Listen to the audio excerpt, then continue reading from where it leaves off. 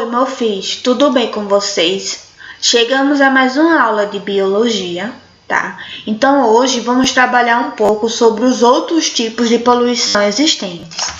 Nas videoaulas anteriores, vimos um pouco sobre a poluição do ar, a poluição do solo e a poluição da água. Vimos quais são os fatores que causam essa poluição, certo?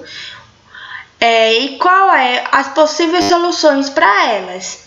Vimos também que tanto a poluição do ar, como do solo, como da água, talvez sejam os tipos de poluição mais evidentes, que a gente sente mais impacto, tá certo?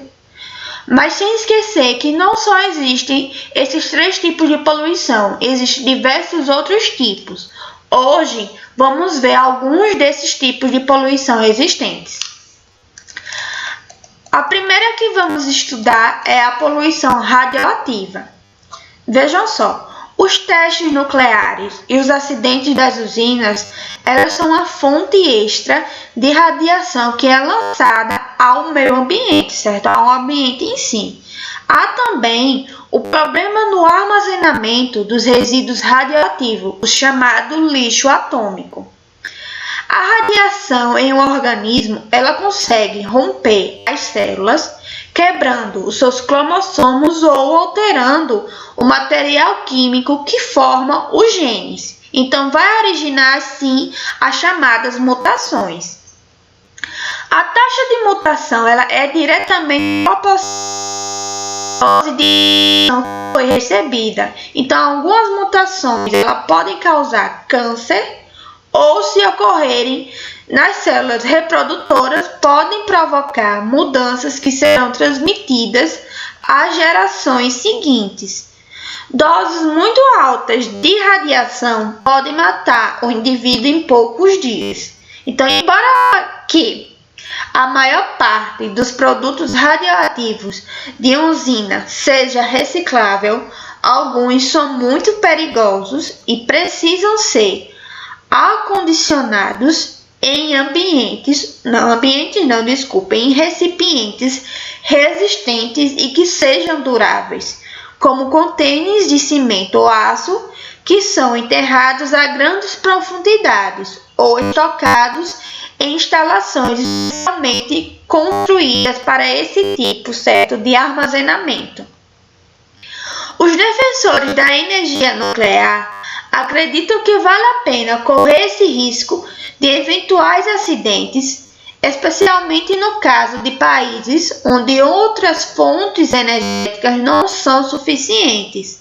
Eles argumentam que, ainda que a usina nuclear tenha a vantagem de não poluir o ar, como aquelas usinas que queimam, certo, carvão e petróleo, outras pessoas pensam que os benefícios da energia atômica não compensam os riscos que ela representa. Então, para elas, as usinas nucleares deveriam existir em um número limitado e funcionar apenas para fins de pesquisas e não para gerar energia, certo? A seguinte que vamos ver um pouco, certo? E talvez é a que a gente vê mais na nossa cidade de Caruaru, é sobre a poluição sonora. Essa imagem representa mais ou menos do que se trata a poluição sonora. Vejam só, os efeitos da poluição sonora dependem muito da intensidade do som, certo? Do tempo de exposição e da sensibilidade da pessoa. Isso pode variar de zumbidos e a perda passageira da audição e até mesmo a sua redução irreversível, ou seja, não tem mais voz. Mas a poluição sonora, ela não afeta apenas nesse sentido. Ela também é estressante, pois estimula a produção de adrenalina e de colesterol, favorecendo problemas cardíacos como hipertensão, infarto e distúrbios emocionais. Quanto mais uma pessoa estiver incomodada com o ruído, maiores serão os efeitos negativos sobre eles. De um modo geral, somos capazes de captar ondas sonoras entre as frequências de 20 Hz a 20.000 Hz. Quanto maior for a frequência, mais agudo vai ser o som. Embora esse intervalo varie de pessoa para pessoa, isso significa que apenas nesse intervalo de frequências são percebidas como sons. Então, a intensidade do som pode ser medida por meio de uma unidade que chamamos de decibel, certo? Que é representado por dB. Em um tom normal, a voz humana ela produz um som de ordem de 60 decibéis. Uma brincadeira a 1 metro de distância produz cerca de 90 decibéis. Acima de 120 decibéis, sentimos uma sensação dolorosa e há risco de lesões permanentes na audição. Mas mesmo intensidades menores podem causar esses mesmos problemas. Depende muito do tempo que se fica exposto a esse som. Pode haver, por exemplo, uma perda progressiva da audição, certo? Então, o limite de tolerância a ruídos estabelecidos pelo Ministério do Trabalho para ambientes industriais é de cerca de 85 decibéis durante 8 horas diárias. Para intensidades maiores, o tempo de exposição tem que ser progressivamente reduzido, certo? Tem que ser diminuído aos poucos e é necessário que sejam utilizados protetores auriculares. Há leis que vão limitar o número de horas que são determinados a profissionais que podem trabalhar por dia em função da intensidade sonora que vai ficar exposto. Vejam só como é a consequência da poluição sonora depois de tudo que eu falei. Então, veja aí que só não existe a poluição do ar, a poluição do solo ou a poluição da água. Há diversos outros tipos de poluição. Pode nos afetar de diversas outras maneiras, certo? Vejam só, nas aulas presenciais, como também nas aulas online, eu comentei um pouco sobre a destruição da biodiversidade. Hoje eu vou falar um pouquinho a mais do que se trata esse tipo de poluição, tá certo? Vamos lá. Vejam só, uma das maiores preocupações ecológicas atuais hoje é a destruição da biodiversidade, isto é, da variedade de seres vivos que estão existentes em um determinado local do planeta, certo? Como um todo. A gente conhece um pouco da nossa biodiversidade. Vejam só. Exceto nos períodos de extinção em massa, provocada por grandes mudanças no ambiente, como aconteceu há cerca de 65 milhões de anos atrás, quando os dinossauros e os outros organismos desapareceram. Então, a extinção de espécies ela é um processo natural e lento. Agora, tem alguns percalços aí.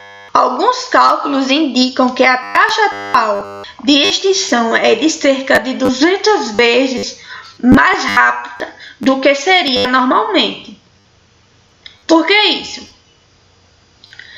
A principal causa atual da extinção das espécies é a atividade humana, como eu falei para vocês, tanto nas aulas online como na presencial, que vai ser a destruição de habitat para a ocupação humana, certo? A questão da urbanização, para a lavoura, certo? Pastagem, extração de madeira e outros produtos, certo?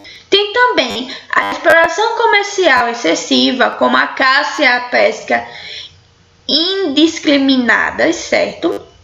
A poluição, que é outro grande fator da destruição da biodiversidade, e a introdução de espécies que, digamos, que são invasoras para aquele tipo de ambiente, certo? As espécies invasoras, elas são aquelas que são introduzidas para fins econômicos ou transportadas de forma acidental, que por não terem inimigos naturais naquelas áreas, as quais elas estão ali ou são levadas proliferam e competem com as espécies nativas por seus recursos naturais, ou podem ainda atuar como predadores ou parasitas dessas espécies. Por exemplo, é o caso do caramujo gigante africano, certo? Que ele foi trazido da África e introduzido no Brasil pelos anos de 1980.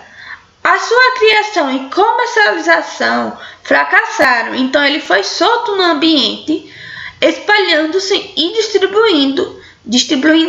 destruindo diversas plantações. Então, com a extinção de uma espécie, desapareceram também as chances de se conhecer mais da natureza. Então, além disso, todas as espécies elas são essenciais ao seu modo, ao equilíbrio dos ecossistemas que vão sustentar a vida na Terra, certo?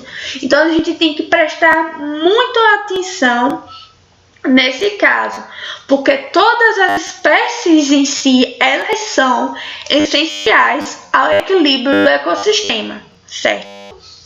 Então, por hoje é só. Então, nas próximas aulas, vamos ver um pouco sobre as consequências e soluções para essas poluições que estudamos hoje, que foi a poluição radioativa, a poluição sonora e a destruição da biodiversidade, certo?